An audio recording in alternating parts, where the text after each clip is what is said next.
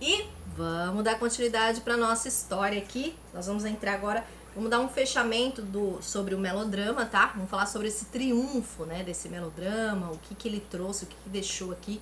Então vamos fechar esse assunto, porque nos próximos vídeos a gente vai começar a falar de drama, e aí a gente vai falar sobre pessoas muito conhecidas que todo mundo já ouviu falar, como Gonçalves Dias, né?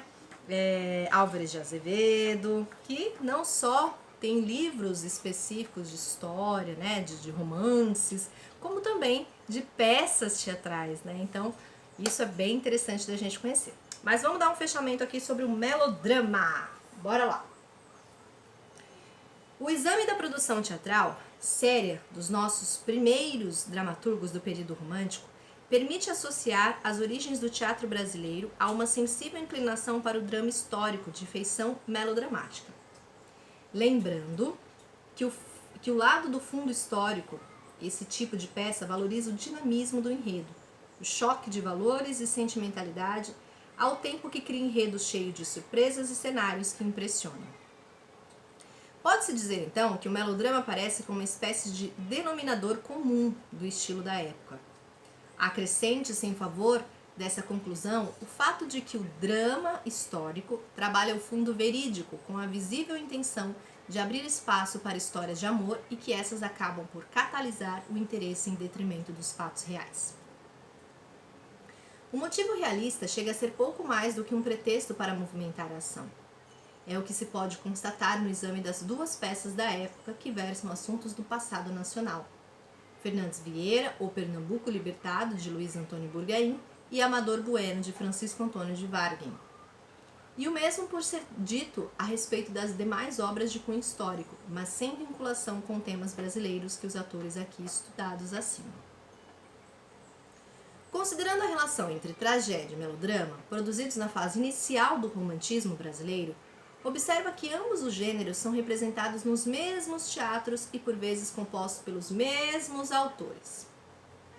Mas a dominância do melodrama não tarda a se estabelecer sobre o gênero mais tradicional. Com naturalidade, ele vai superando a tragédia de inspiração neoclássica, em vez da contenção dos sentimentos e da elevação formal. A tendência do gosto conduz na direção do teatro que Martim Barbeiro classifica de espetáculo total, onde a representação tem importância equivalente à história e com ela se entrelaça em torno de 4 sentimentos básicos: medo, entusiasmo, pesar e riso.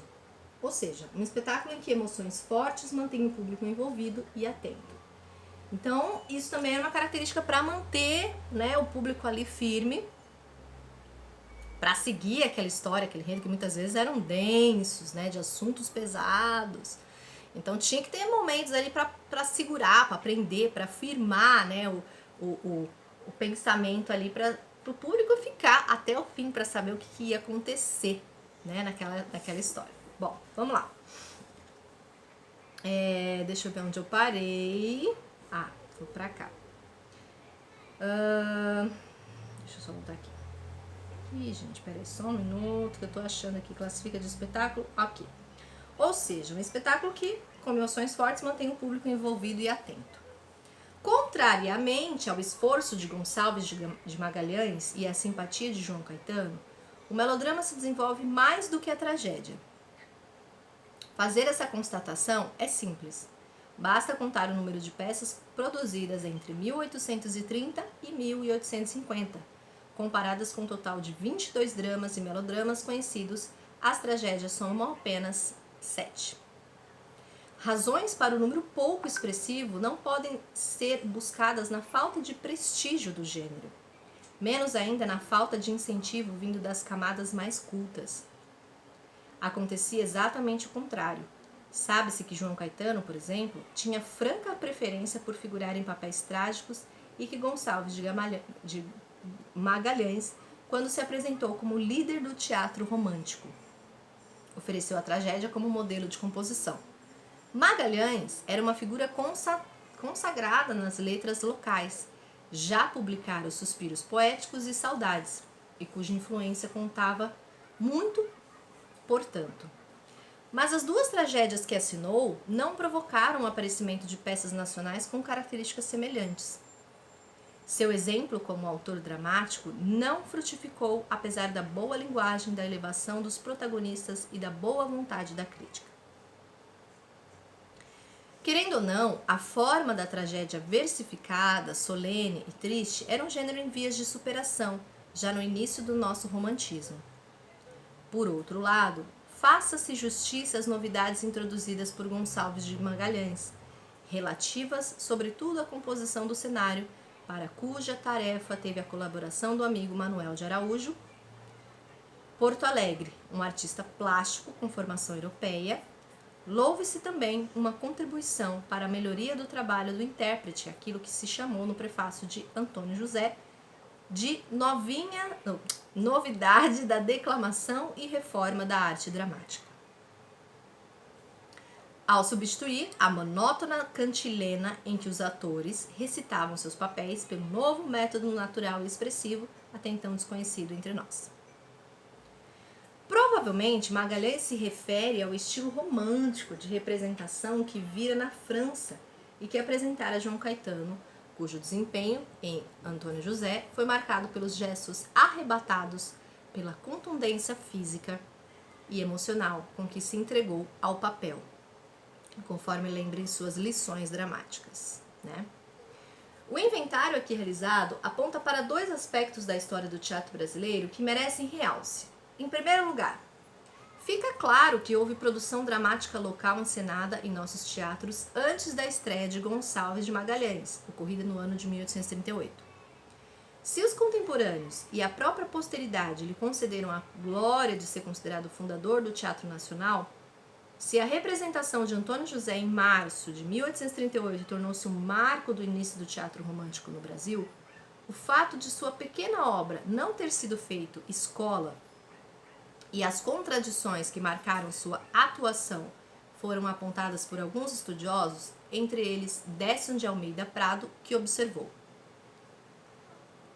a posição de Gonçalves de Magalhães dentro da história do teatro brasileiro é das mais ambíguas. Ponto pacífico é que com ele se inicia oficialmente a nova dramaturgia moderna. Já não diríamos o mesmo quanto à sua intrincada relação com o romantismo teatral. Ele nunca definiu bem se queria ser o último clássico ou o primeiro romântico.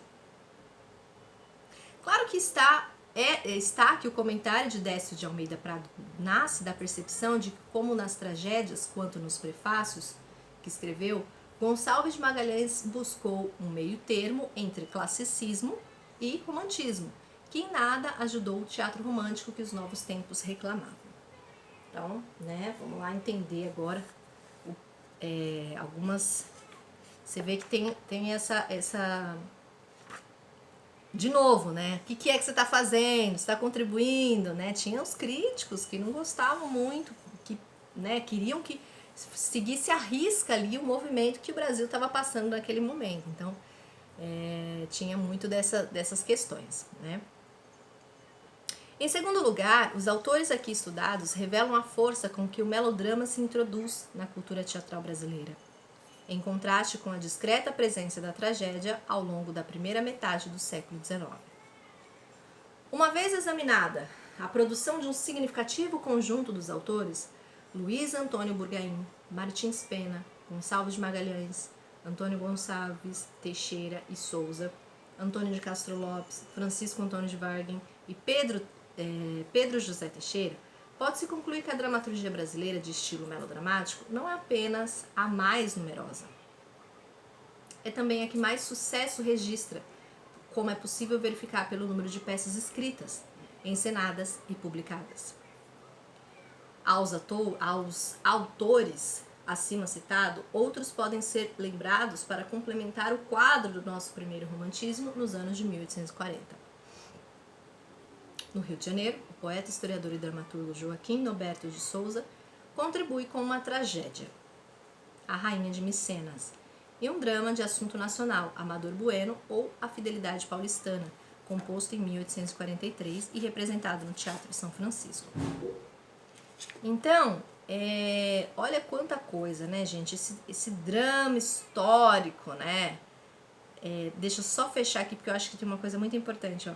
Maior fortuna teve o melodrama cujos recursos formais, temas, situações dramáticas, apelo popular, visão do mundo sobreviveram ao século XIX e foram transmitidos por outras formas de entretenimento do século XX, como o rádio, o cinema e a televisão. Que interessante, né? Tudo aquilo trouxe a novela, né? Que também são vários enredos, né? Eu não queria ter falado lá naquela hora, mas você vê como foi criado. Tinham várias histórias numa só. E aí a gente vê que disso resultou a nossa novela, por exemplo, que é das coisas que a gente mais tem forte hoje em dia, né? Bom, muito obrigada por ter me acompanhado e a gente vai se falando porque tem muita história para contar.